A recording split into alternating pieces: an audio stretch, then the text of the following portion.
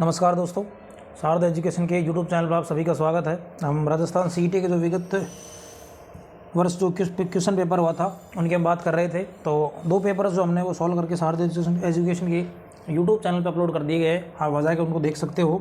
और जो तीसरा हमारा जो पेपर है वो आज हम सॉल्व करेंगे। तो वन बाय हम वन क्वेश्चन को देखते हुए चलेंगे। तो पहला जो हमारा क्वेश्चन है उसकी हम बात करते हैं।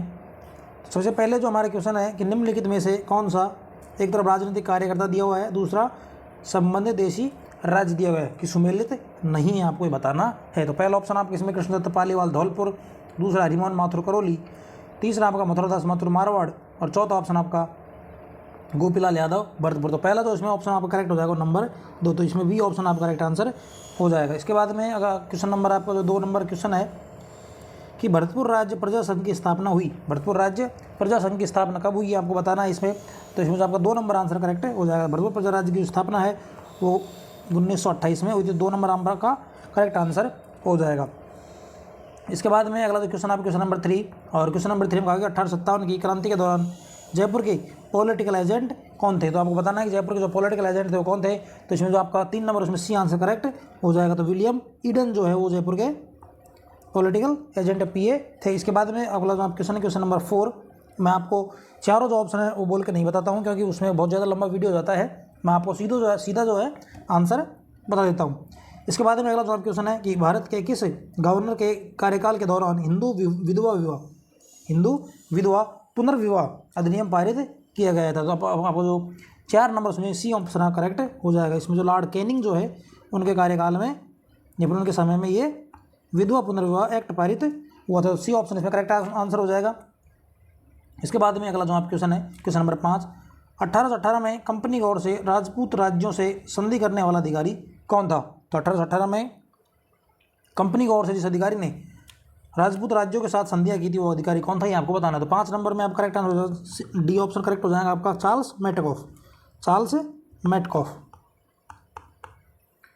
इसके बाद में अगला जो आप क्वेश्चन है क्वेश्चन नंबर 6, और क्वेश्चन नंबर 6 में बताया गया है कि हटुंडी अजमेर में गांधी आश्रम की स्थापना की गई थी। तो हटुंडी अजमेर में गांधी आश्रम की स्थापना जो है किसके द्वारा की गई थी आपको बताना है। तो 6 में आपका बी ऑप्शन करेक्ट हो जाएगा और उसमें ऑप्शन होगा आपका हरिभाऊ उपाध्याय आपका करेक्ट आंसर हो जाएगा। तो उसमें बी ऑप्शन का करेक्ट आंसर हो जाएगा नंबर 6। इसके बाद में अगला जो आप क्वेश्चन है क्वेश्चन नंबर 7, और क्वेश्चन नंबर 7 में बताया गया है कि विजय सिंह पथिक ने किस समाचार पत्र के माध्यम से बिजोलिया किसान आंदोलन का प्रचार पूरे भारतवर्ष में किया था। तो इसमें जो 7 नंबर है उसमें आपका करेक्ट आंसर हो जाएगा डी। तो इनका जो समाचार पत्र नाम होता प्रताप समाचार पत्र, जो कि कानपुर से प्रकाशित होता था, और इसके जो प्रकाश करते थे वो थे आपके गणेश शंकर विद्यार्थी, ये फिर संपादक कहा जाता है।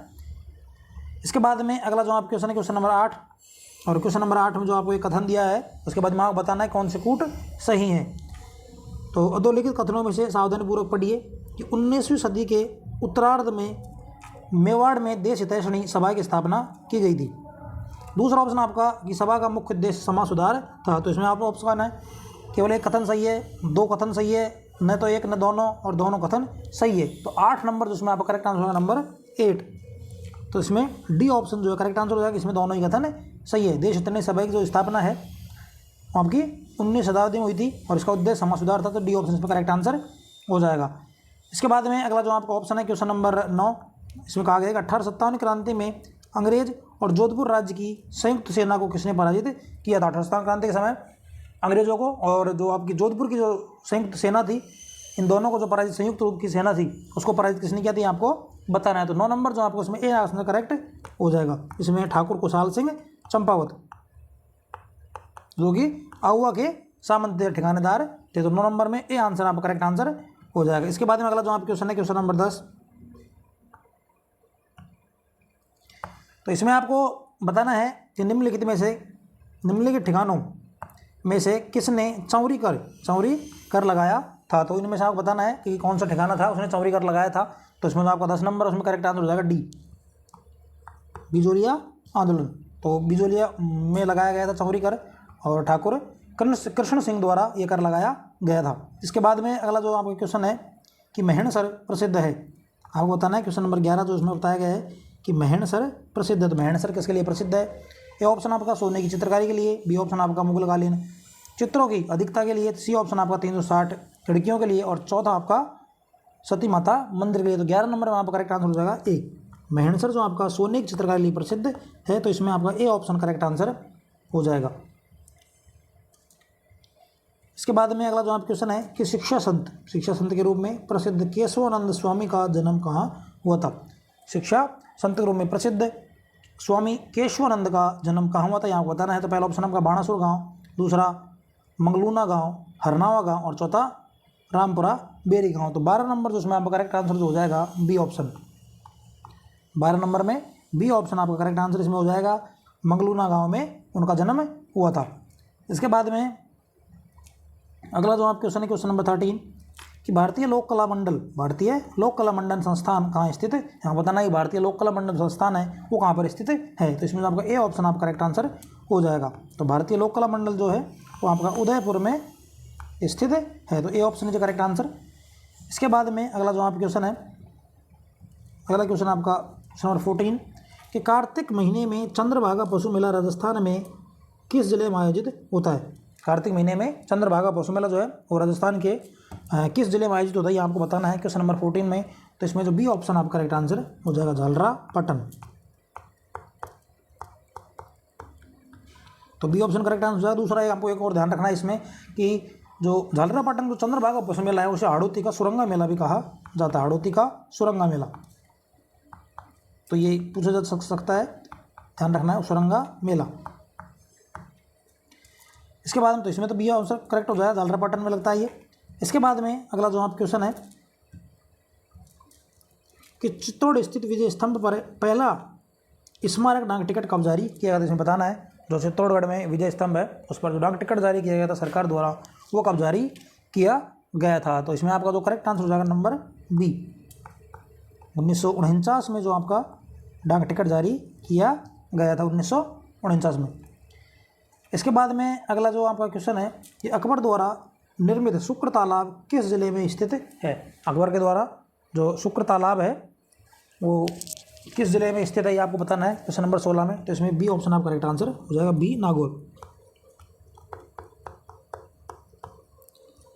और अकबर जो है उसने 1970 में जब नागौर दरबार लगाया था तो उसका जो घोषित उद्देश्य था वो घोषित उद्देश्य जो था वो था अकाल राहत के लिए कार्य करना है, उसके लिए तालाब का निर्माण करवाना। लेकिन जिसका उद्देश्य पूरा करना था वो था राजपूत राज्यों को जो है अधीनता स्वीकार करवाना। और जब अधीनता स्वीकार करवा ली तो उसके बाद ही उसने जो यहाँ पर शुक्र तालाब का निर्माण करवाया था।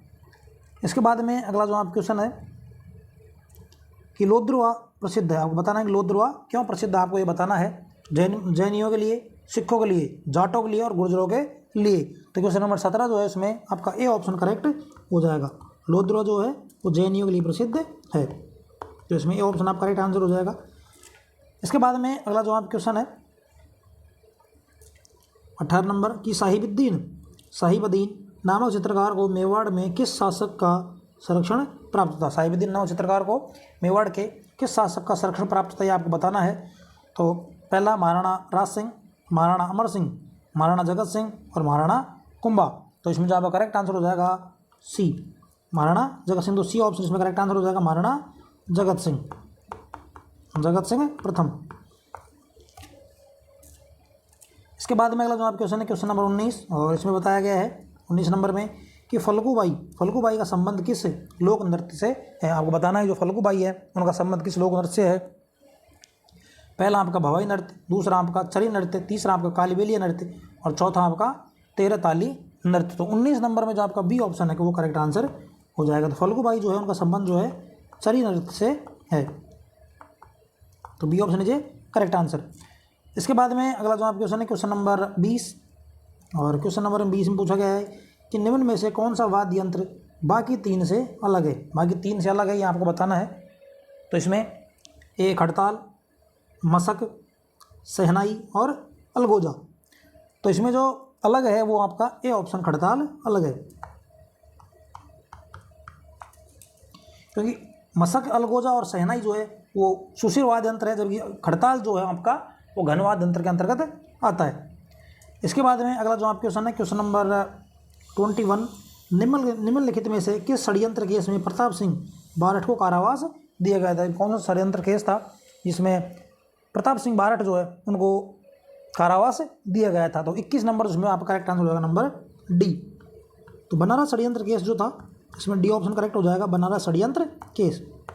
बनारस षड्यंत्र केस में आपका प्रताप सिंह बारठ जो उनको कारावास दिया गया था। इसके बाद में अगला जो आप क्वेश्चन है कि निम्नलिखित में से कौन सा सुमेलित नहीं है? एक तरफ आभूषण दिया हुआ है, दूसरी तरफ है मानव अंग दिया है। कौन सा आभूषण कौन से अंग में पहना जाता है वो सुमेलित है या नहीं आपको बताना है। तो इसमें जो नहीं है वो आपको बताना। तो ए ऑप्शन सुरलिया कान में, टिमणिया गले में, रमझोल कलाई में और तगड़ी कमर में। तो 22 नंबर जो इसमें आपका सुमेलित नहीं होगा सी ऑप्शन, रमझोल जो है कलाई में नहीं पहना जाता है। तो इसमें सी ऑप्शन आपका करेक्ट आंसर हो जाएगा। इसके बाद में अगला जो आप क्वेश्चन है क्वेश्चन नंबर 23 कि श्रीधर अंधारे को किस चित्र शैली को प्रकाश में लाने का श्रेय दिया जाता है? श्रीधर अंधारे को किस चित्र शैली को प्रकाश में लाने का जो श्रेय दिया जाता है ये आपको बताना है। तो 23 जो है उसमें आपका करेक्ट आंसर हो जाएगा बी। इसमें बी करेक्ट हो जाएगा, देवगढ़, देवगढ़। तो इनको देवगढ़ शैली को प्रकाश में लाने का जो श्रेय दिया जाता है तो 23 नंबर है उसमें बी आंसर करेक्ट हो जाएगा।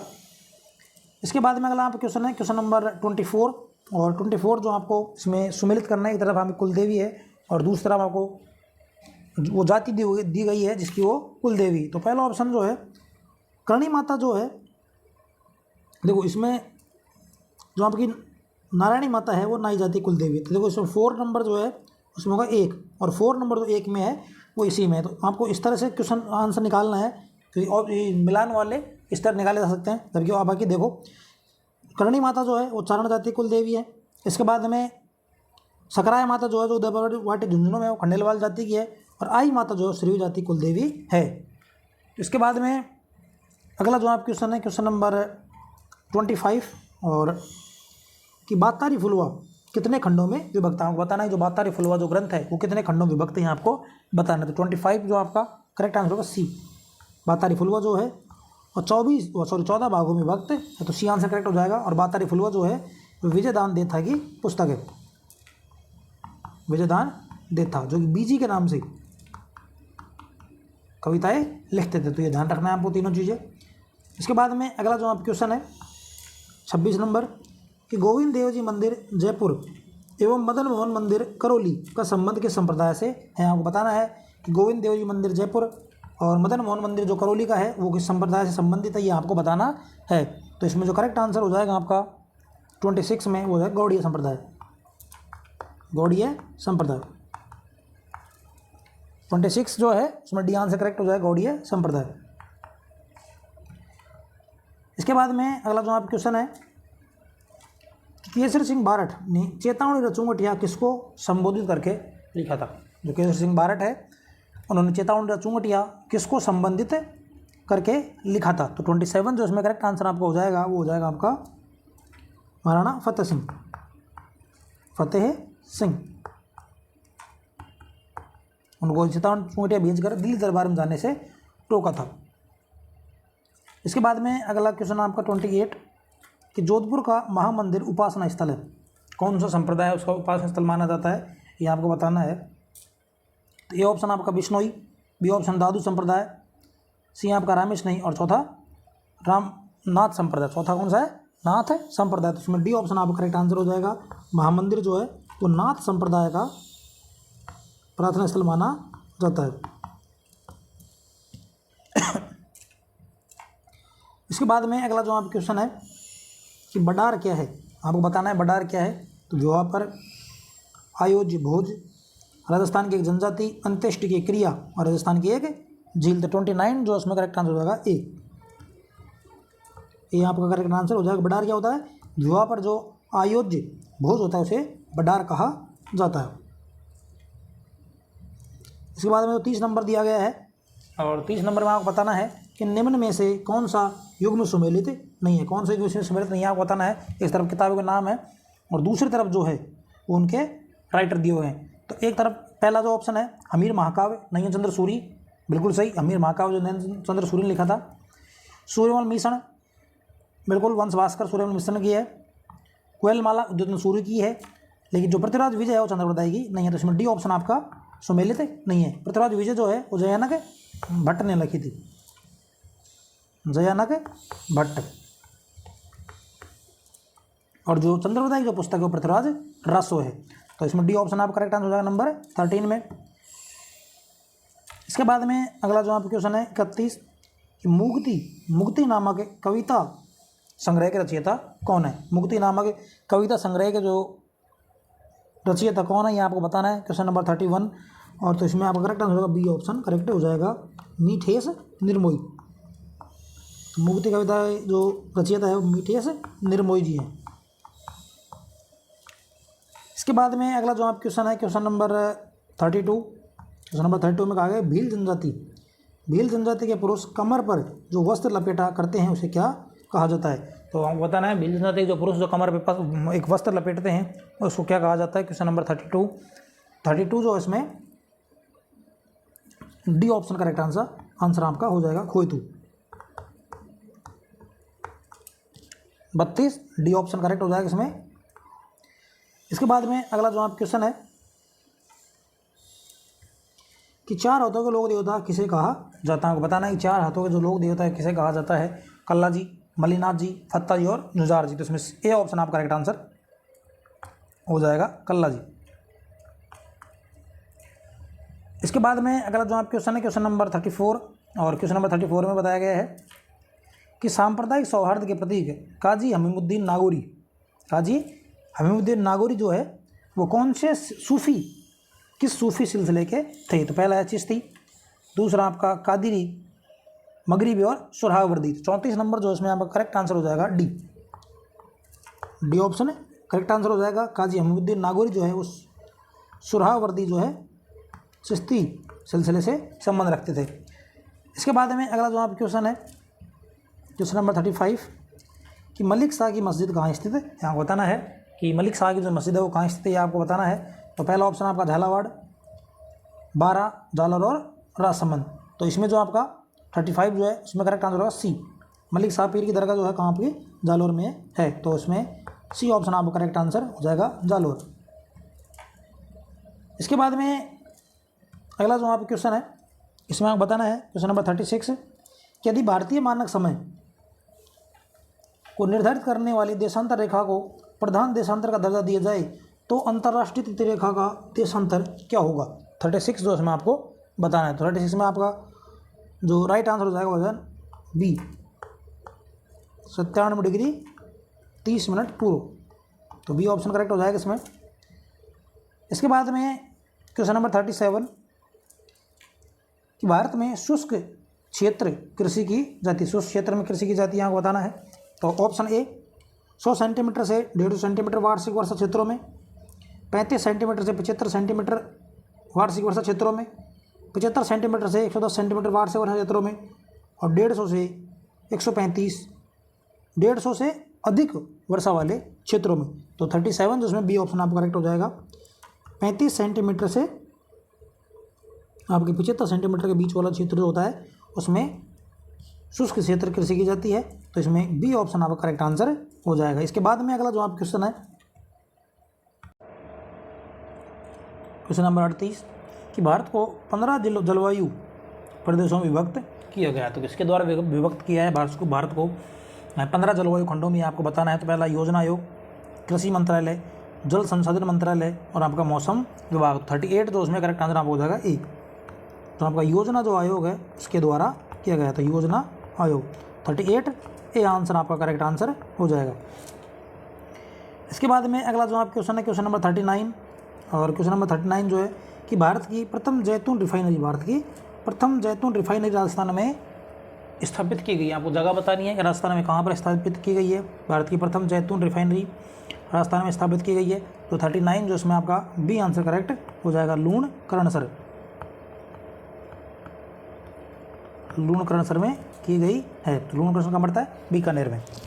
तो भारत की पहली जैतून रिफाइनरी राजस्थान में लूणकरणसर बीकानेर में स्थापित की गई है। इसके बाद में अगला जो आप क्वेश्चन है क्वेश्चन नंबर 14 कि भारत में सर्वाधिक रागी उत्पादक राज्य, रागी एक फसल होती है तो भारत में सर्वाधिक कहाँ उत्पादित होती है आपको बताना है। तो 14 जो है उसमें आपका करेक्ट आंसर हो जाएगा डी। रागी जो आपकी कर्नाटक में जो है सर्वाधिक उत्पादक राज्य, तो कर्नाटक से में करेक्ट आंसर हो जाएगा। तो डी ऑप्शन आपका करेक्ट हो जाएगा सॉरी। इसके बाद में अगला जो आप क्वेश्चन है क्वेश्चन नंबर 41, और क्वेश्चन नंबर 41 में आपको बताना है निम्नलिखित में से कौन सा सुमेलित नहीं है। एक तरफ स्थानांतरित कृषि है, दूसरी तरफ क्षेत्र है, ये आपको बताना। तो ए ऑप्शन पोन्नम केरल, दूसरी तरफ पोंडू आंध्र प्रदेश और उड़ीसा, झूम असम और कुमारी मध्य प्रदेश। तो 41 जो इसमें डी ऑप्शन जो सुमेलित नहीं है, डी ऑप्शन इसमें सुमेलित नहीं है। इसके बाद में अगला जो आप क्वेश्चन है क्वेश्चन नंबर 42 कि पाक स्ट्रेट अब स्थित है। तो आपको बताना पाक स्ट्रेट किसके बीच में स्थित है। भारत और मालदीव, भारत और इंडोनेशिया, भारत और म्यांमार और भारत और श्रीलंका। तो 42 जो इसमें डी आंसर करेक्ट हो जाएगा, डी ऑप्शन इसमें करेक्ट हो जाएगा। इसके बाद में अगला जो आप क्वेश्चन है क्वेश्चन नंबर 43 कि निम्नलिखित पहाड़ियों में से कौन सी सतपुड़ा श्रृंखला का भाग नहीं है। आपको बताना है कि इनमें से कौन सी जो पहाड़ियाँ हैं सतपुड़ा श्रेणी का भाग नहीं है। तो ए ऑप्शन आपका राजपीपला, महादेव, भारनेर और मैकाल। तो 43 जो इसमें करेक्ट आंसर आपको होगा सी, भारनेर। इसके बाद में अगला जो आप क्वेश्चन है क्वेश्चन नंबर 44 कि भारत के किस राज्य में कुल क्षेत्रफल में वनों का क्षेत्रफल प्रतिशत सर्वाधिक है। यानी भारत में कुल क्षेत्रफल में वनों का जो क्षेत्रफल प्रतिशत है वो सर्वाधिक कौन से राज्य में। तो पहला अरुणाचल प्रदेश, नागालैंड, मिजोरम और त्रिपुरा। तो 44 तो उसमें आपका करेक्ट आंसर होगा सी, मिजोरम।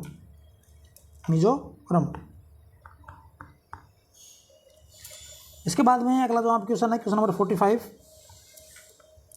शिव समुद्रम जलप्रपात किस नदी पर स्थित है। आपको बताना है कि शिव समुद्रम जलप्रपात है वो किस नदी पर स्थित है। तो ऑप्शन ए कावेरी, शरावती, गोदावरी और पेरियार। तो 45 जो इसमें ए आंसर आप करेक्ट हो जाएगा। शिव समुद्रम जो है जलप्रपात वो कावेरी नदी पर स्थित है। इसके बाद में आपका क्वेश्चन नंबर 46 कि निम्नलिखित में से राजस्थान के किन जिलों के समूह में मुख्यतः कच्छारी मिट्टी पाई जाती है। तो option A Bharatpur, Dholpur, B Banswara और डूंगरपुर, कोटा और बूंदी और बीकानेर और जैसलमेर। तो 46 में आपका जो करेक्ट आंसर होगा ए भरतपुर और धौलपुर। तो 46 में जो आपका ए आंसर करेक्ट हो जाएगा। इसके बाद में अगला जो आप क्वेश्चन है क्वेश्चन नंबर 47 तो इसमें बताया गया है कि जनगणना 2011 के अनुसार राजस्थान में लिंगानुपात तो राष्ट्रीय औसत से 15 बिंदु कम है, राष्ट्रीय औसत से 6 बिंदु कम है, राष्ट्रीय औसत से 6 बिंदु अधिक है, उसके बाद राष्ट्रीय औसत 6 बिंदु कम है, या फिर राष्ट्रीय औसत से 11 बिंदु कम है। तो 47 जो आपको उसमें ए आंसर करेक्ट हो जाएगा। राजस्थान का जो लिंगानुपात है वो 928 है और भारत का जो लिंगानुपात है वो 943 है। तो 15 बिंदु कम है। इसके बाद में अगला जो आप क्वेश्चन है क्वेश्चन नंबर 48 कि 2011 की जनगणना के अनुसार राजस्थान की कुल जनसंख्या में अनुसूचित जनजाति की जनसंख्या कितनी है। 2011 के अनुसार राजस्थान की कुल जनसंख्या में जो आपकी अनुसूचित जनजाति है उसकी जो जनसंख्या कितनी है, प्रतिशत में कितनी है आपको बताना है। तो 14.8, 16.9, 13.5 और 13.3। तो 48 जो उसमें आपका जो करेक्ट आंसर होगा वो सी, 48 में सी आंसर करेक्ट हो जाएगा। 13.5% है, सी ऑप्शन आपका करेक्ट है। इसके बाद में अगला जो आप क्वेश्चन है क्वेश्चन नंबर 49 कि ईसरदा बांध परियोजना किन जिलों में निर्मित किया गया है। तो ईसरदा बांध परियोजना किन जिलों में निर्मित की गई है आपको बताना है। तो पहला ऑप्शन आपका टोंक सवाई माधोपुर, कोटा 12, झालावाड़ 12 और डूंगरपुर और बांसवाड़ा। तो 49 जो है इसमें आपका करेक्ट आंसर हो जाएगा ए। ईसरदा जो परियोजना है वो आपकी टोंक और सवाई माधोपुर में स्थित है। इसके बाद में अगला जो आप क्वेश्चन है क्वेश्चन नंबर 15 निम्नलिखित में से कौन सा सुमेलित नहीं है। एक तरफ स्थलाकृति है और दूसरी तरफ उसकी जो स्थिति है वो कहाँ लोकेटेड है वो आपको बताना है। तो पहला ऑप्शन आपका उड़िया पठार माउंट आबू, दूसरा भाकर पूर्वी सिरोही, लसाड़िया पठार राजसमंद और भोराट पठार जो है कुंभलगढ़ से गोगुंदा के मध्य। तो 50 जो है उसमें आपका करेक्ट आंसर हो जाएगा सी जो करेक्ट आंसर हो जाएगा। वो लसाड़िया का पठार जो है वो जैसलमेर झील जो उसके उत्तर पूर्व में कटा फटा वो जो पठार है उसे लसाड़िया का पठार कहा जाता है। इसके बाद में अगला जो आप क्वेश्चन है क्वेश्चन नंबर 51 कि राजस्थान के निम्नलिखित में से किन जिलों में इन सेप्टिसोल्स मृदा पाई जाती है। तो पहला ऑप्शन आपका कोटा बूंदी 12, पाली भीलवाड़ा सिरोही, जयपुर दौसा अलवर और जैसलमेर, बाड़मेर, बीकानेर। तो 51 जो इसमें आपका करेक्ट आंसर होगा बी। 51 में बी आंसर आपका करेक्ट आंसर हो जाएगा। इंसेप्टिव सोल्स जो मृदा है वो आपकी पाली, भीलवाड़ा और सिरोही में पाई जाती है। इसके बाद में आपका अगला क्वेश्चन 52 कि कौन सा सही सुमेलित नहीं है। एक तरफ खनिज है, दूसरी तरफ खनन क्षेत्र है। तो पहला है इसमें रॉक फास्फेट, झामर कोटड़ा। दूसरा आपका दिया गया है मैग्नीज, काला खूंटा। तीसरा तांबड़ा, काला गुमान क्षेत्र। और अगला है लोहयस्क, मोरिजा और डाबला क्षेत्र। तो 52 जो है उसमें करेक्ट आंसर आपको हो जाएगा सी। तो तांबड़ा जो है वो काला गुमान क्षेत्र से नहीं निकाला जाता है। प्रतापगढ़ी काला गुमान जो खान है उससे आपका पन्ना निकाला जाता है। इसके बाद जो तांबड़ा जो है वो आपका अजमेर और टोंक से निकाला जाता है। सरवड़ा और एक राजमहल खान है उससे निकाला जाता है, टोंक और अजमेर में। तो इसमें आपका जो सी ऑप्शन है वो ठीक हो जाएगा। इसके बाद में अगला जो आपका क्वेश्चन नंबर 53 कि शेरगढ़ वन्यजीव अभ्यारण्य किस जिले में स्थित है। आपको बताना है शेरगढ़ वन्यजीव अभ्यारण्य है वो किस जिले में स्थित है, यहाँ आपको बताना है। तो ए बूंदी, बारा, सवाई माधोपुर और करौली। तो 53 जो है इसमें आप करेक्ट आंसर होगा बी। शेरगढ़ अभ्यारण्य का है, बारा में स्थित है। तो इसमें जो आपका बी ऑप्शन हो करेक्ट हो जाएगा। इसके बाद में अगला क्वेश्चन आपका क्वेश्चन नंबर 54 कि राजस्थान का सबसे बड़ा कृषि जलवायु प्रदेश कौन सा है। आपको बताना है राजस्थान का जो सबसे बड़ा कृषि जलवायु प्रदेश कौन सा है। तो पहला ऑप्शन आपका शुष्क पश्चिमी मैदान, अति शुष्क आंशिक सिंचित क्षेत्र, आंतरिक प्रवाह का शुष्क क्षेत्र और उपाद्र दक्षिणी मैदान। तो 54 जो इसमें करेक्ट आंसर आपको हो जाएगा बी ऑप्शन करेक्ट हो जाएगा। सबसे बड़ा जलवायु खंड जो है अति शुष्क आंशिक सिंचित क्षेत्र है। इसके बाद में अगला आप क्वेश्चन नंबर 55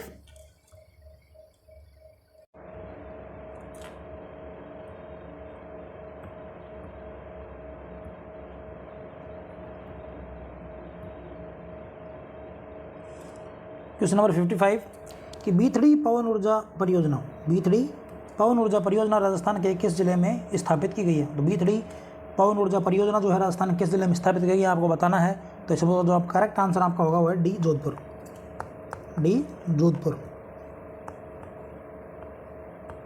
तो बीथड़ी जो पवन ऊर्जा परियोजना है वो जोधपुर में स्थापित की गई है। इसके बाद में अगला जो आप क्वेश्चन नंबर 56 कि राजस्थान में कौन से जिलों में जनसंख्या घनत्व 100 व्यक्ति प्रति वर्ग किलोमीटर से भी कम पाया जाता है जनगणना 2011 के अनुसार। तो इसमें जो आपका 56 नंबर है उसमें जो आपका करेक्ट आंसर हो जाएगा बी यहाँ पर करेक्ट आंसर हो जाएगा। जैसलमेर, बाड़मेर और बीकानेर जो है इन जिलों में 100 व्यक्ति प्रति वर्ग किलोमीटर से भी जनघनत्व कम पाया जाता है। इसके बाद में अगला जो आपका क्वेश्चन है कि राजस्थान राज्य पर्यावरण नीति किस वर्ष घोषित की गई थी। आपको बताना है राजस्थान राज्य जो पर्यावरण नीति किस वर्ष घोषित की गई थी आपको बताना है। तो 57 जो है उसमें आपका जो करेक्ट आंसर होगा बी। राजस्थान की पर्यावरण नीति जो 2010 में जो है घोषित की गई थी, इसमें डी ऑप्शन आप करेक्ट हो जाएगा। इसी के साथ में राजस्थान की जल नीति और वन नीति जो है सबसे पहले वो भी आपकी 2010 में घोषित की गई थी। इसके बाद में अगला जो आप क्वेश्चन है क्वेश्चन नंबर 58 कि राजस्थान के किस भाग में मक्का का सर्वाधिक उत्पादन होता है। मक्का का सर्वाधिक उत्पादन कहाँ होता है ये आप बताना है। तो 58 में जो आपका डी ऑप्शन आप ए ऑप्शन आप करेक्ट आंसर हो जाएगा। मक्का का जो उत्पादन है दक्षिणी जो पूर्वी भाग है उसमें होता है। तो राजस्थान में मक्का का उत्पादन इसमें आपका ए ऑप्शन करेक्ट होगा, दक्षिणी और दक्षिणी पूर्वी। इसके बाद में अगला क्वेश्चन आपका क्वेश्चन नंबर 59 कि 2011 की जनगणना के अनुसार राजस्थान के किस जिले में न्यूनतम ग्रामीण लिंगानुपात था। आपको बताना न्यूनतम ग्रामीण जो लिंगानुपात कहाँ था। तो पहला ऑप्शन आपका जैसलमेर, पाली, टोंक और धौलपुर। तो 59 जो इसमें आपका डी ऑप्शन करेक्ट हो जाएगा, डी धौलपुर। तो डी ऑप्शन करेक्ट हो गया। इसके बाद में अगला जो आपका क्वेश्चन है क्वेश्चन नंबर 60 और इसमें कहा गया है कि खसकी घास मुख्य रूप से राजस्थान में पाई जाती है। जो खस घास है राजस्थान में मुख्य रूप से कहाँ पाई जाती है आपको बताना है। तो पहला ऑप्शन भरतपुर और टोंक वन विभाग में, पश्चिमी राजस्थान में, दक्षिण पूर्वी राजस्थान यानी हाड़ौती में और आबू पर्वत पर। तो 60 नंबर जो उसमें आपका ए ऑप्शन करेक्ट हो जाएगा।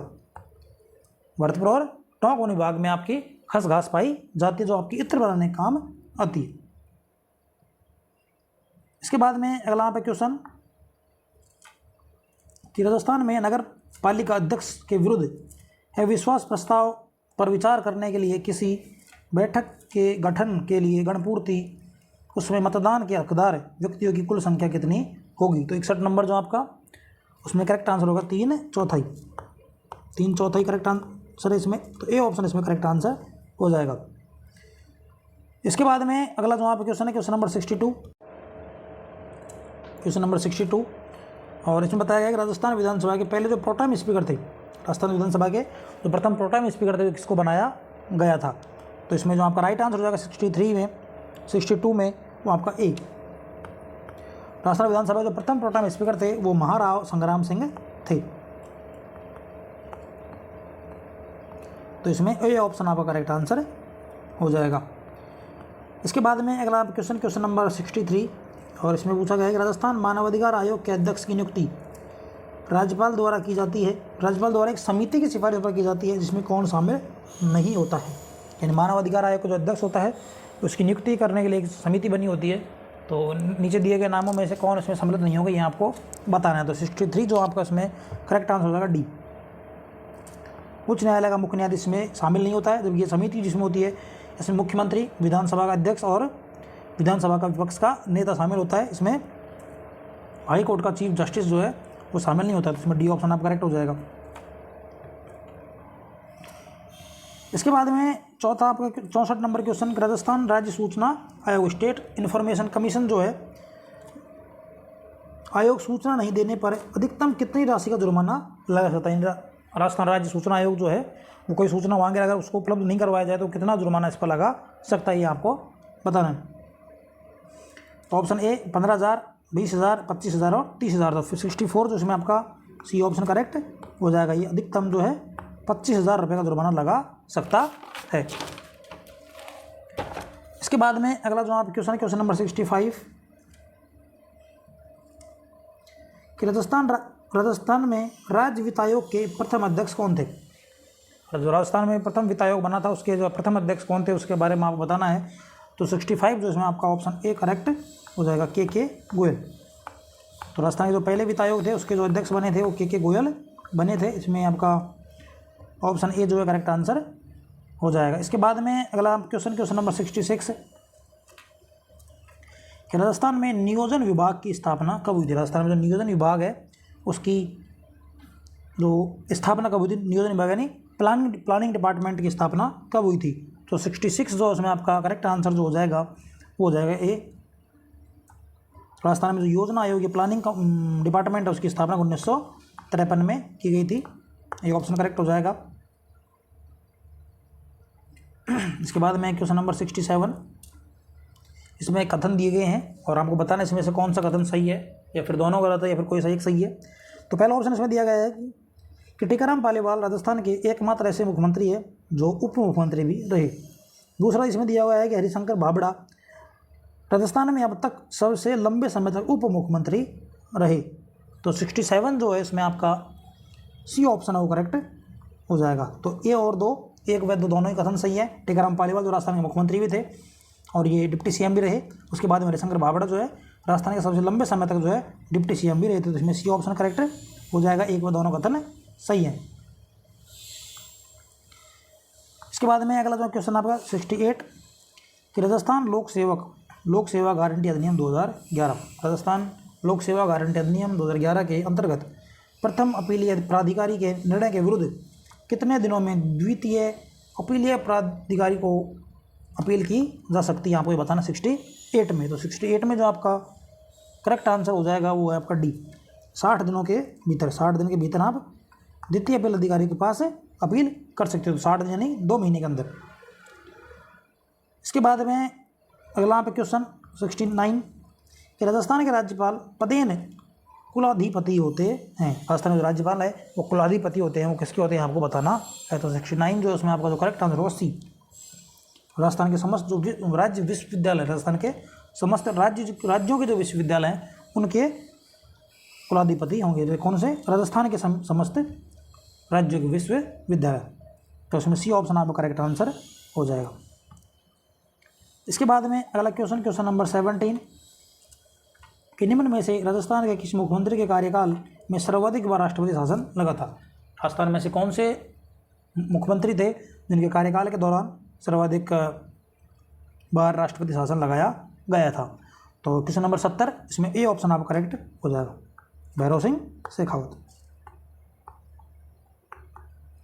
तो भैरव सिंह शेखावत जो है उनके कार्यकाल के दौरान सर्वाधिक बार राष्ट्रपति शासन लगाया गया था, और ये पहले जो राजस्थान के पहले गैर कांग्रेसी सीएम भी थे। इसके बाद में अगला आप क्वेश्चन नंबर 71 कि निपुण भारत मिशन कार्यान्वित किया जा रहा है।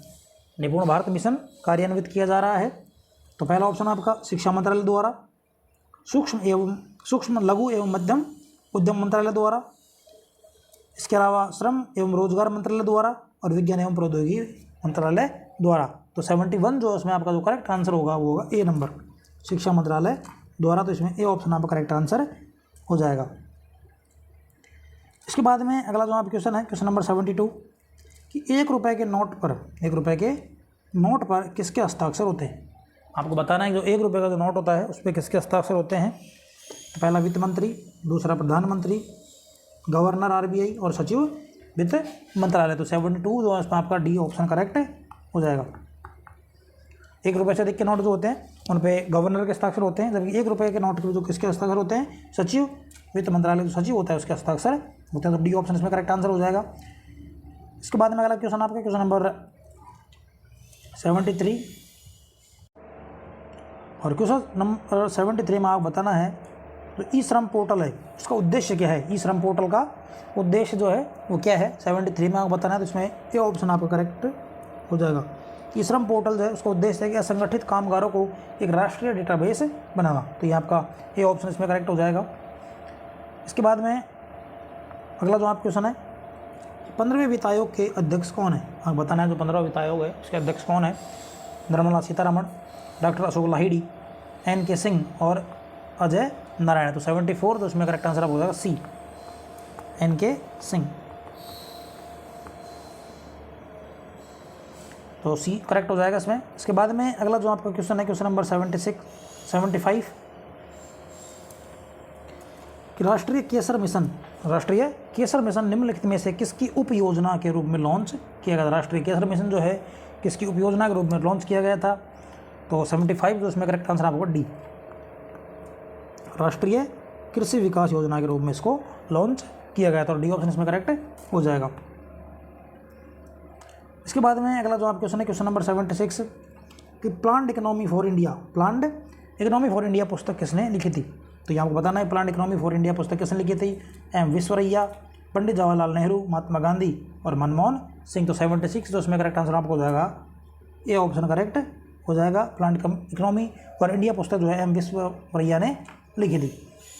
इसके बाद में अगला आप क्वेश्चन नंबर 77 निम्नलिखित में से कौन सा भारत में हरित क्रांति संबंधित है? हाँ बताना है कि इनमें से कौन है जो भारत में हरित क्रांति संबंधित है। तो पहला पर्यावरण संरक्षण, दूसरा आपको उच्च उत्पादकता किस्मों के बीच हरित गृह प्रभाव और हरित जीएनपी की गणना।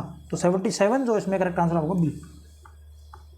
बी ऑप्शन करेक्ट हो जाएगा। इसके बाद में अगला क्वेश्चन आपका क्वेश्चन नंबर 78 कि बहुआयामी गरीबी सूचकांक की अवधारणा किस वर्ष शुरू की गई थी? बहुआयामी गरीबी सूचकांक जो अवधारणा है वो किस वर्ष स्टार्ट की गई थी आपको बताना है क्वेश्चन नंबर 78 में। तो इसमें आपका 2010 करेक्ट आंसर हो जाएगा। तो ए 2010 में जो है वो बहुआयामी गरीबी सूचकांक की अवधारणा शुरू की गई थी, तो ए ऑप्शन इसमें करेक्ट हो जाएगा।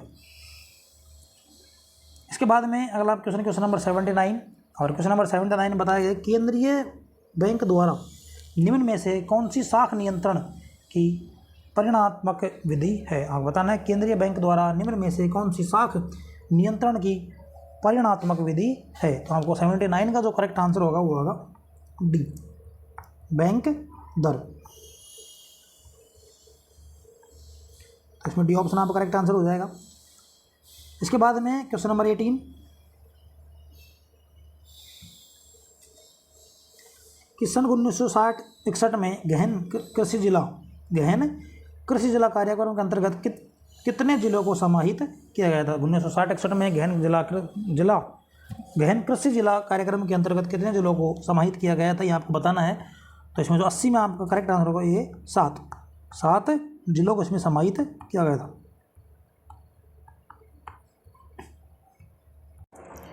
इसके बाद में अगला क्वेश्चन आपका क्वेश्चन नंबर 81, और 81 में दिया गया है कि वर्तमान में राजस्थान में आर्थिक नियोजन के क्षेत्र में किस प्रणाली को अपनाया जा रहा है। वर्तमान राजस्थान में आर्थिक नियोजन के क्षेत्र में किस प्रणाली को अपनाया जा रहा है, ये आपको बताना है क्वेश्चन नंबर 81।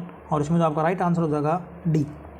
81 जो है उसमें आपका डी ऑप्शन करेक्ट हो जाएगा कि जिला स्तरीय आर्थिक प्रणाली को अपनाया जा रहा है। तो वर्तमान राजस्थान में आर्थिक नियोजन के क्षेत्र में जिला स्तरीय आर्थिक प्रणाली को अपनाया जा रहा है। इसके बाद में अगला क्वेश्चन नंबर 82 कि मनरेगा की तर्ज पर राजस्थान के शहरी निकायों की सीमा में रहने वाले परिवारों को वित्तीय सहयोग के लिए कौन सी योजना लागू की गई है। तो पहला आपका राजीव गांधी शहरी गारंटी योजना, दूसरा आपका दीनदयाल उपाध्याय शहरी गारंटी योजना, इंदिरा गांधी शहरी गारंटी योजना, और आपकी मुख्यमंत्री शहरी रोजगार योजना। तो 82 जो इसमें आप करेक्ट आंसर होगा सी। जिस तरह से गाँव में मनरेगा चलती है उसी प्रकार शहरों के लिए उन परिवारों को वित्तीय सहायता देने के लिए इंदिरा गांधी शहरी गारंटी योजना शुरू की गई है। तो इसमें सी ऑप्शन आपका करेक्ट आंसर हो जाएगा। इसके बाद में अगला क्वेश्चन आपका क्वेश्चन नंबर 83 कि राजस्थान किस जिले में जियोलॉजिकल सर्वे ऑफ इंडिया 2021 में नवीनतम सर्वेक्षण में सीमेंट ग्रेड लाइमस्टोन के विशाल भंडार मिले हैं। सीमेंट ग्रेड लाइमस्टोन के विशाल भंडार कहाँ पे मिले हैं आपको बताना है। तो पहला ऑप्शन आपका झालावाड़, जैसलमेर, चित्तौड़, पाली। तो 83 जो इसमें करेक्ट आंसर होगा बी, जैसलमेर में मिले। तो बी ऑप्शन इसमें करेक्ट आंसर हो जाएगा। इसके बाद में अगला आप क्वेश्चन है सुमेलित करना है आपको। तो एक तरफ जो आपकी हस्तशिल्प है उनका नाम दिया गया, दूसरी तरफ वो कहाँ की प्रसिद्ध है आपको बताना है। तो देखो अजरक मलिर जो है वो बाड़मेर की प्रसिद्ध है। इसके अलावा मोरहड़े जो है जोधपुर के प्रसिद्ध है, मसूरिया साड़ी कोटा की प्रसिद्ध है, और पावरलूम जो आपकी कपड़ों की छपाई बालोतरा की प्रसिद्ध है। तो 1 नंबर जो है उसमें हो जाएगा आपका 4 नंबर। देखो 1 में 4th है तो आपका सी ऑप्शन करेक्ट हो जाएगा। तो 84 जो इसमें कौन सा हो जाएगा, 84 में आपका सी ऑप्शन करेक्ट हो जाएगा। तो इसमें सी आंसर हो जाएगा। इसके बाद में अगला आप क्वेश्चन कि निम्नलिखित में से कौन सा सुमेलित नहीं है। एक तरफ सिंचाई योजना है, दूसरी तरफ जिला है, कौन से में वो काम कर रही है आपको बताना है। तो पहला ऑप्शन सावन भादो कोटा, सोम कागदर उदयपुर, परवन लिफ्ट जयपुर, और सोम कमलम्बा डूंगरपुर। तो 85 जो इसमें सी ऑप्शन आप गलत हो जाए। तो परवन लिफ्ट जो है वो आपके 12 जिलों को सिंचाई सुविधा उपलब्ध करवाती है। तो इसमें सी ऑप्शन गलत हो जाएगा। तो आपका यहाँ पर जो आंसर हो जाएगा सी, सावन भादो कोटा में बिल्कुल सही है, सोम कागदर उदयपुर में बिल्कुल सही है, सोम कमलम्बा डूंगरपुर में है, परवन लिफ्ट है 12 में ना कि जयपुर। तो जिसमें सी ऑप्शन आप करेक्ट हो जाएगा। इसके बाद में क्वेश्चन नंबर 86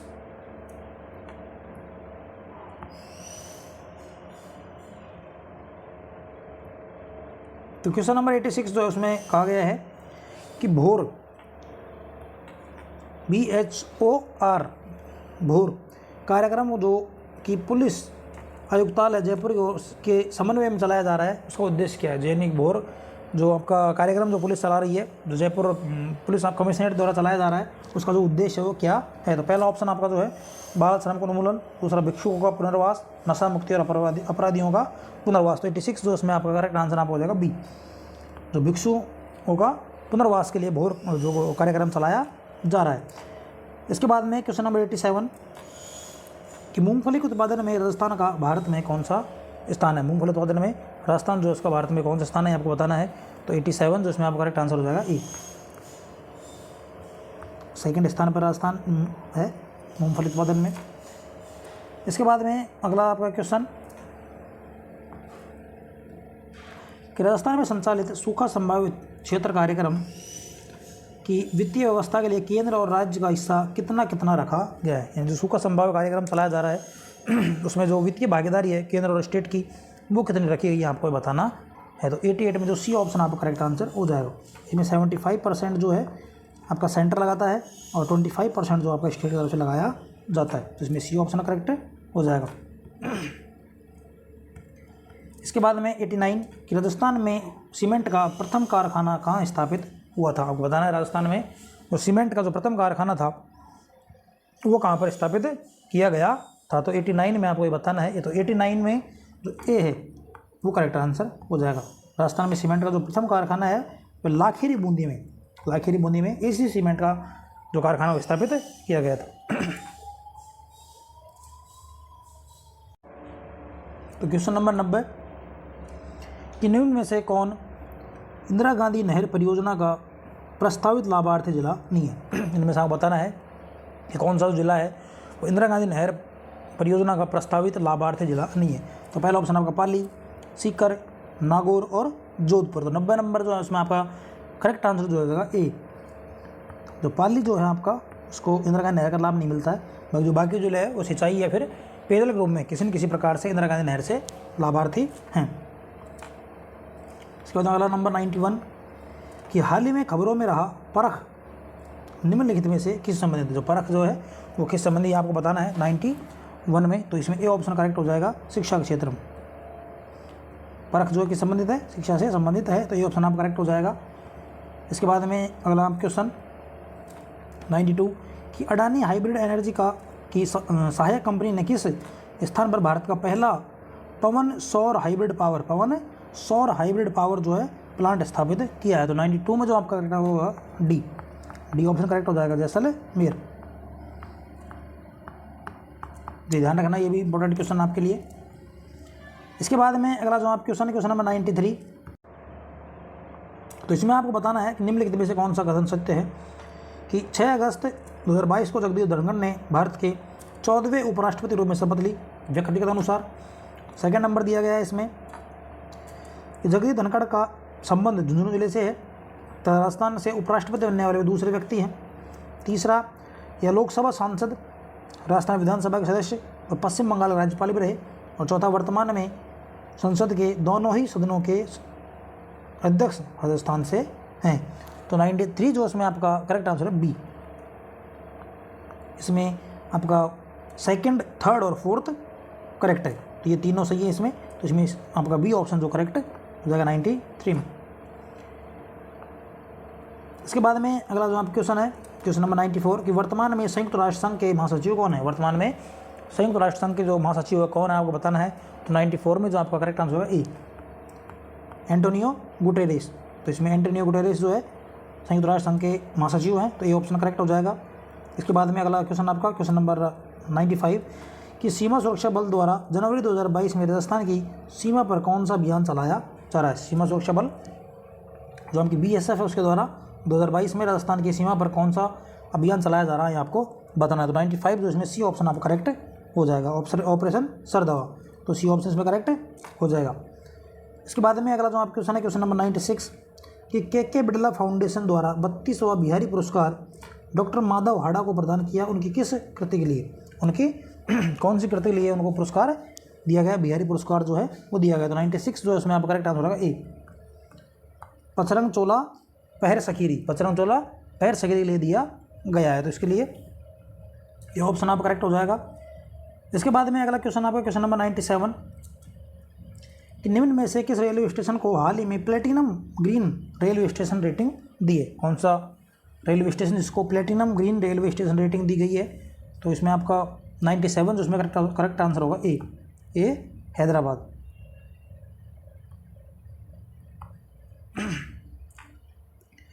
इसके बाद में अगला आप क्वेश्चन नंबर 98 कि जनवरी 2023 में 108वीं इंडियन साइंस कांग्रेस आयोजित होगी। जनवरी 2023 में 108वीं इंडियन साइंस कांग्रेस आयोजित होगी। 98 का आंसर बताना है आपको। तो 98 में जो आपका करेक्ट आंसर होगा डी, नागपुर में। तो इसमें डी ऑप्शन करेक्ट हो जाएगा 98 में। इसके बाद में अगला आपका 99 कि हाल ही में 9 अप्रैल 2022 को राजस्थान के निम्नलिखित में से किस लोक संगीतकार को संगीत नाटक अकादमी द्वारा पुरस्कार प्रदान किया गया। संगीत नाटक अकादमी द्वारा पुरस्कार प्रदान किया गया। तो 99 में आपका सी ऑप्शन करेक्ट हो जाएगा, गाजी खान बरना को। तो इसमें सी ऑप्शन आप करेक्ट हो जाएगा। इसके बाद में क्वेश्चन नंबर 100 फ्रेंच ओपन 2022 में महिला एकल की विजेता कौन है, ये आपको बताना है। तो 100 नंबर में ये ऑप्शन करेक्ट हो जाएगा, इगा स्वियातेक। तो ये जो है उस टाइम की करंट के हिसाब से है, लेकिन आपको इनसे थोड़ा सा अंदाज़ा लगाना है किस तरह करंट पूछी जाती है और कैसी इसमें पूछी जा सकती है। उस हिसाब से आपको इसमें करंट तो उसमें आप तैयार कर सकते हो। इसके बाद में अगला क्वेश्चन आपका क्वेश्चन नंबर 101 कि निम्नलिखित में से किस समूह में ग्राफिकल फाइल एक्सटेंशन है। ग्राफिकल फाइल एक्सटेंशन किस में आपको बताना है। तो 101 जो इसमें करेक्ट आंसर हो जाएगा डी ऑप्शन इसमें करेक्ट आंसर हो जाएगा। इसके बाद में 102 नंबर जो है इसमें आपको स्तंभ 1 का स्तंभ 2 से मिलान करवाना है। तो 102 में जो आपका करेक्ट आंसर हुआ ए। करेक्ट आंसर कौन सा है? ए। तो ए में जो है वो 3 नंबर है। बार कोड जो है वो हो जाएगा आपका डिपार्टमेंटल स्टोर लेवल। बी जो इसमें 1 है। तो OMR जो है क्या होगा? वस्तुनिष्ठ प्रकार की परीक्षाएं। सी जो है इसमें कौन सा हो जाएगा? 4 हो जाएगा। MICR तो सी 4 है। बैंक के चेक। इसके अलावा डी जो है उसमें 2 हो जाएगा। QR कोड जो है ऑनलाइन पेमेंट्स। और ई जो है उसमें कौन सा हो जाएगा? 5 नंबर छपे हुए पेज का एडिटेबल टेक्स्ट रूपांतरण। इसमें ए ऑप्शन आपका करेक्ट हो जाएगा। इसके बाद में अगला क्वेश्चन आपका क्वेश्चन नंबर 103 कि MS वर्ड 2019 के संदर्भ में अंतिम परिवर्तनों के स्थान पर जाने के लिए स्ट्रोक की कौन सी है? स्ट्रोक की कौन सी है ये आपको बताना है। तो 103 जो इसमें करेक्ट आंसर होगा सी, शिफ्ट प्लस F5। तो सी ऑप्शन इसमें करेक्ट हो जाएगा। इसके बाद में अगला आप क्वेश्चन नंबर 104 कि MS एक्सेल में निम्न में से कौन सा सही फॉर्मूला है। आपको बताना है MS एक्सेल में ये दिए गए हैं उनमें सही फॉर्मूला कौन सा है। तो ए ऑप्शन तो इसमें 104 जो है इसमें आप करेक्ट आंसर हो बी आपका करेक्ट आंसर हो जाएगा। इसके बाद में अगला जो आप क्वेश्चन है क्वेश्चन नंबर 105 और 105 में बताना आपको कि NTFS का मतलब क्या है और इसे किसके द्वारा विकसित किया गया है। इसे विकसित किसके द्वारा किया गया है ये आपको बताना है। तो 105 में जो आपका सी ऑप्शन करेक्ट हो जाएगा। NTFS का मतलब होता है न्यू टेक्नोलॉजी फाइल सिस्टम और इसको माइक्रोसॉफ्ट के द्वारा विकसित किया गया है। तो 105 में सी ऑप्शन आपका करेक्ट हो जाएगा। इसके बाद में क्वेश्चन नंबर 106 कि लाईफाई के बारे में निम्नलिखित कथनों के विचार करें। लाईफाई के बारे में निम्नलिखित कथनों पर विचार आपको करना है।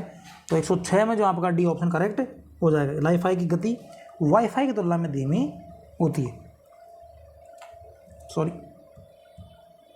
तो इसमें जो 106 में जो आपका करेक्ट आंसर होगा डी। इसमें 2 और जो 4 है वो सही वाक्य है। यह तकनीक प्रकाश के दृश्यमान स्पेक्ट्रम का उपयोग करती है और लाईफाई वाईफाई से सस्ती तकनीक है। तो ये इसमें करेक्ट हो जाएगा। डी ऑप्शन इसमें करेक्ट हो जाएगा। इसके बाद में 107 नंबर और 107 में बताया गया है कि जैव विविधता संबंधित सही कथन का चयन करना है आपको। जैव विविधता संबंधित जो सही कथन है उसका चयन आपको करना है 107 नंबर में। तो 107 में जो है सही कथन जो उसमें हो जाएगा 1 नंबर। सही कथन कौन सा हो जाएगा 107 में? 1 नंबर की जैव विविधता भूमध्य रेखा की ओर बढ़ती जा रही है। तो आपको 107 में ए ऑप्शन करेक्ट हो जाएगा। इसके बाद में अगला आपका 108 और 108 में बताया गया है कि अल्प विराम के आकार के जीवाणु कहलाते हैं। अल्प विराम के आकार के जो जीवाणु होते हैं वो क्या कहलाते हैं आपको बताना है। अल्प विराम के आकार के जीवाणु है वो क्या कहलाते हैं आपको बताना है। तो 108 जो उसमें सी ऑप्शन आपका करेक्ट हो जाएगा।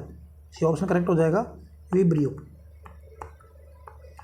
तो 108 में सी ऑप्शन आपका करेक्ट आंसर हो जाएगा। इसके बाद में अगला क्वेश्चन आपका क्वेश्चन नंबर 109 कि दो शाखाओं वाले समांतर परिपथ का प्रतिरोध 12 ओम है। यदि एक शाखा का प्रतिरोध 18 ओम है तो दूसरी शाखा का प्रतिरोध क्या होगा। तो 109 जो इसमें बी करेक्ट हो जाएगा आपका 36 ओम।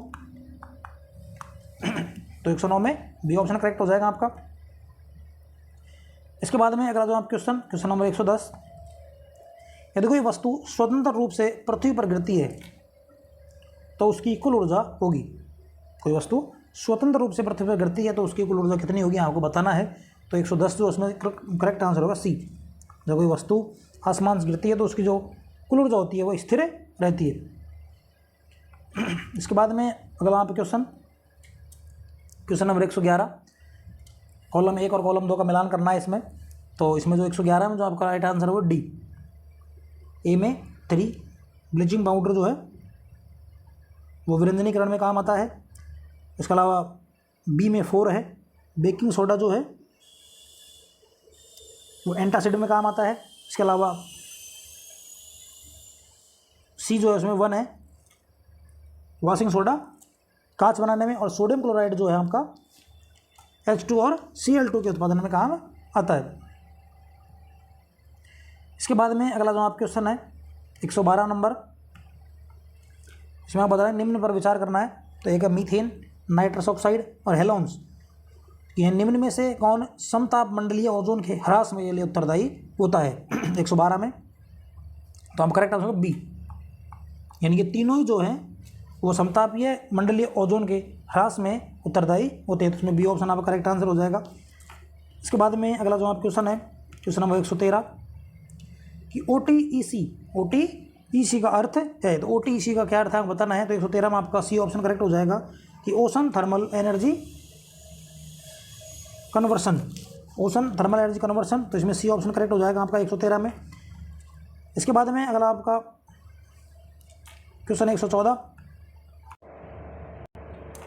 कि बच्चों में सबसे बड़ा होता है लेकिन यौवन की शुरुआत के समय के साथ ही अंततः सिकुड़ जाता है और वसा द्वारा प्रतिस्थापित हो जाता है। ये कौन सी चीज़ आपको बताना है। तो 114 में आपका करेक्ट आंसर होगा बी, थाइमस ग्रंथि, थाइमस। तो ये इसमें आपका जो बी ऑप्शन है वो करेक्ट आंसर हो जाएगा।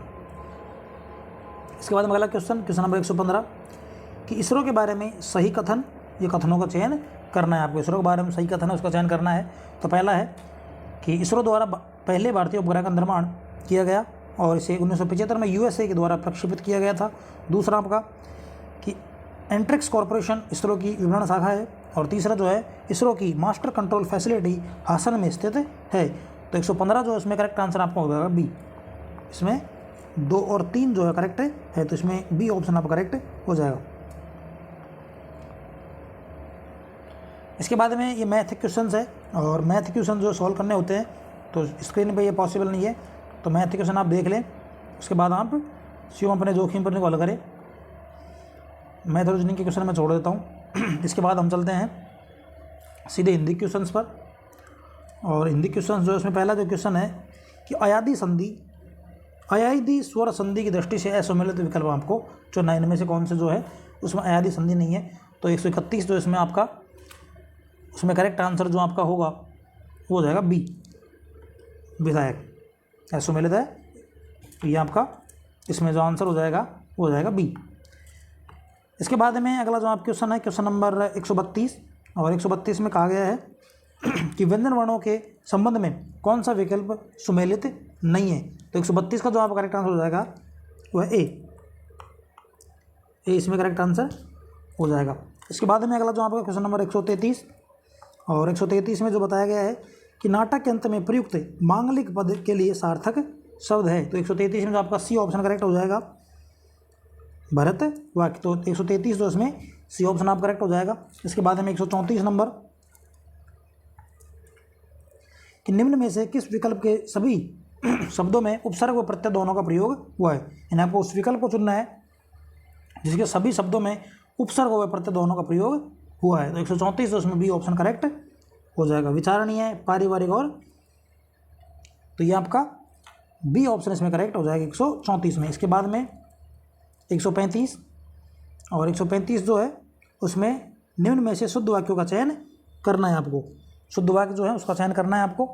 तो 135 में शुद्ध वाक्य दिया गया है वो आपका सी है कि उसने मेरे शब्दों पर ध्यान नहीं दिया। इसके बाद में अगला क्वेश्चन आपका क्वेश्चन नंबर 136 कि किस विकल्प में अलोकेशन शब्द का हिंदी पारिभाषिक शब्द सही है। अलोकेशन शब्द बताना है कि कौन सा हिंदी पारिभाषिक शब्द सही नहीं है, वो सही है। तो 136 में जो आपका हो जाएगा बी, नियतन। 136 में कौन हो जाएगा बी। इसके बाद में अगला जो आप क्वेश्चन है 136 में हो जाएगा बी, क्वेश्चन नंबर 137 और 137 में जो दिया गया है कि किस विकल्प में तत्पुरुष समास का प्रयोग नहीं हुआ है। कौन सा ऐसा विकल्प है जिसमें तत्पुरुष समास का प्रयोग नहीं हुआ है। तो 137 में जो आपका बी ऑप्शन है वो करेक्ट हो जाएगा। इसमें तत्पुरुष समास का प्रयोग नहीं हुआ है।